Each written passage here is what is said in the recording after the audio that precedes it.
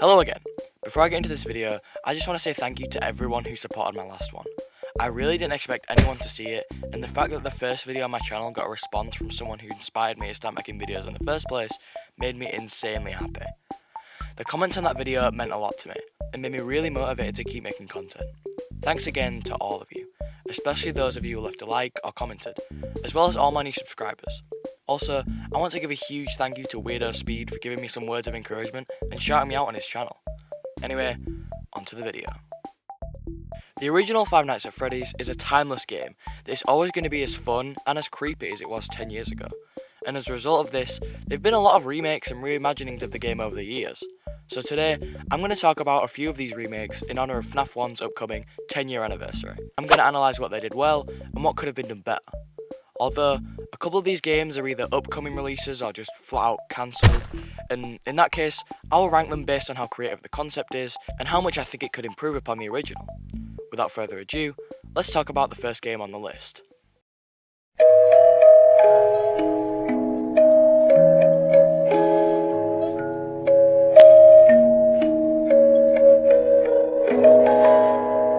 FNAF 1 Rewritten was developed by Dotty, and as the name suggests, it's a reimagining of FNAF 1 with a different story and a few gameplay changes.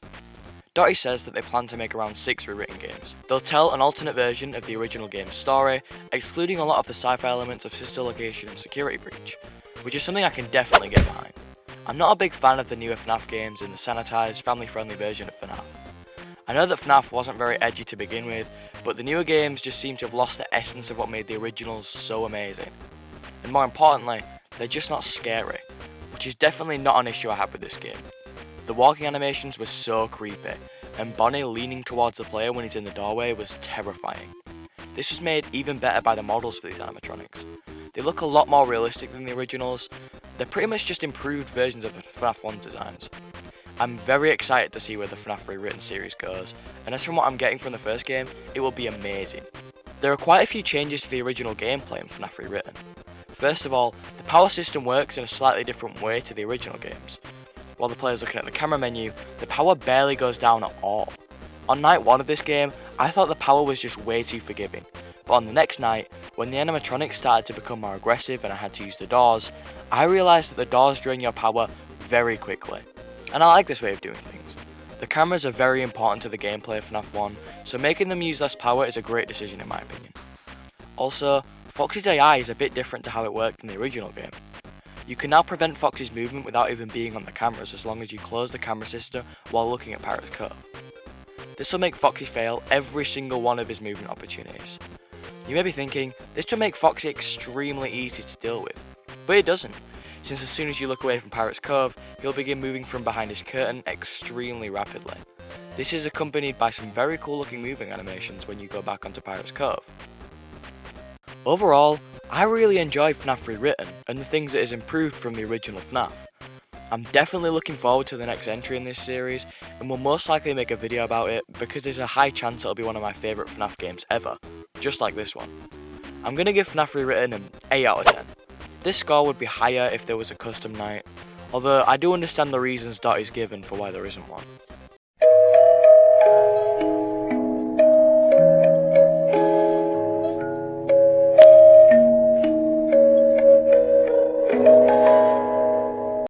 Battington is the creator of a lot of amazingly well-made analog horror videos, including his take on the Squimpus McGrimpus tapes and his own original series Harmony and Horror.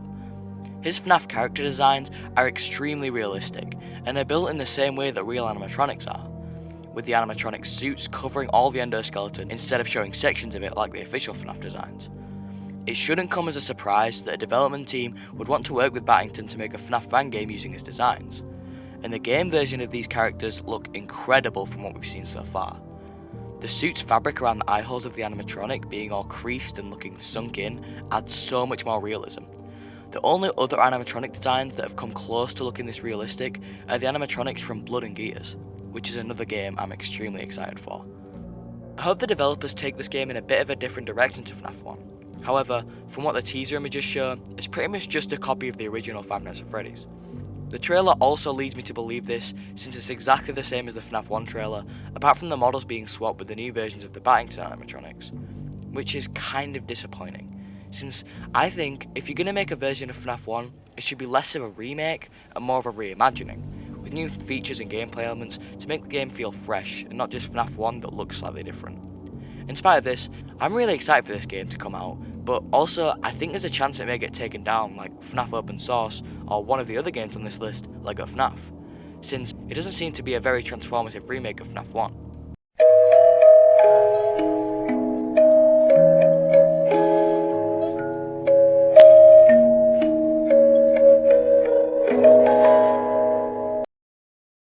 LEGO.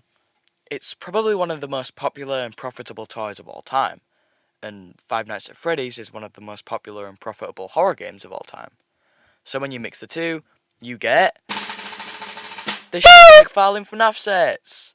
Wait, that's not a FNAF 1 remake. Oh yeah, you get LEGO Five Nights at Freddy's. I really like this game. It got me very nostalgic for the LEGO Star Wars games on the PS2 and Wii. The LEGO animatronics and restaurant look so good. There are so many things that make this game feel like an official LEGO game, like when Bonnie and Chica both try to jump scare the player and bump into each other.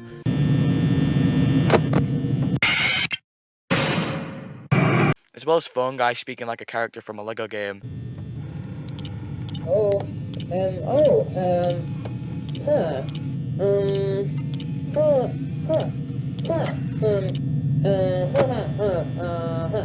And the Michael Afton LEGO minifigure icon in the top left corner.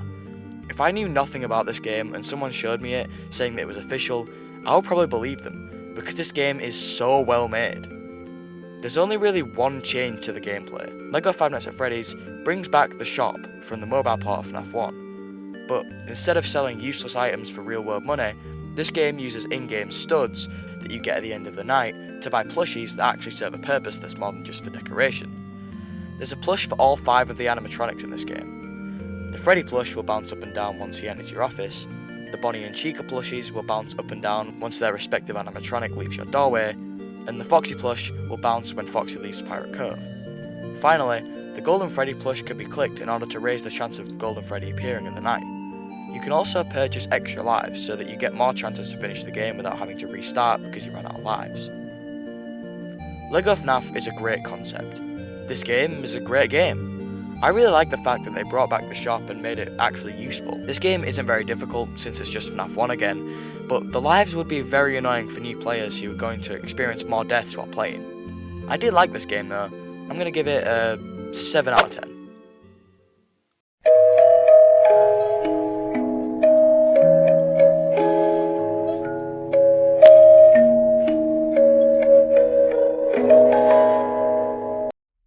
FNAF Plus was teased for a long time, never getting an official release date before its cancellation. It looked like it would be a petrifying new take on Five Nights at Freddy's 1, with redesigned animatronics, new doors, and the puppet?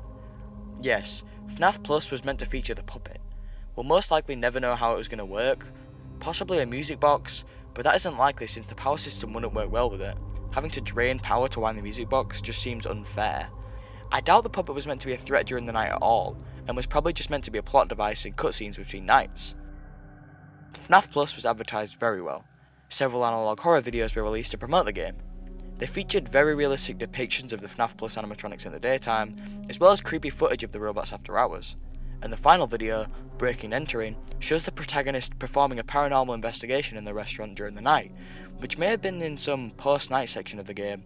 But unfortunately, FNAF Plus was cancelled because of some controversy with its developer Fiznom. It was then that the developer Lost Paw Play decided to create their own version of FNAF Plus. This game is great. Obviously I can't give Lost Paw Play any of the credit for how good these models look, but the way that they use them in this game is really good. They look great, and are terrifying when they're in the doorway, which is an issue I have with the original game. I just think Bonnie and Chica look goofy as when they're in the doorway, but it's definitely a problem that got fixed here. The office looks great too. The puppet mask on the wall looks so creepy, and makes me wish we saw more of the puppet in this game. But as for the gameplay, there isn't much to say. It's just FNAF 1 with way better animatronics. Barely anything has changed. I do like the doors though. Having to pull down a lever to close it makes it feel quite a bit more impactful. Overall, I think FNAF Plus Fan Made is pretty good, and Lost Paw Play has done a good job executing Fiznom's concept that unfortunately will never come to fruition officially. I'm going to give FNAF Plus Fan Made a 6 out of 10. It's not too unique, and I think Lost Power Play could have done a lot more with this game. I did enjoy it though. So those are all the remakes I wanted to talk about. I hope you enjoyed the video, and I want to say thank you again to everyone who supported my last video and all of you that subscribed. I'll leave the download links in the description again. Thank you for watching. Goodbye.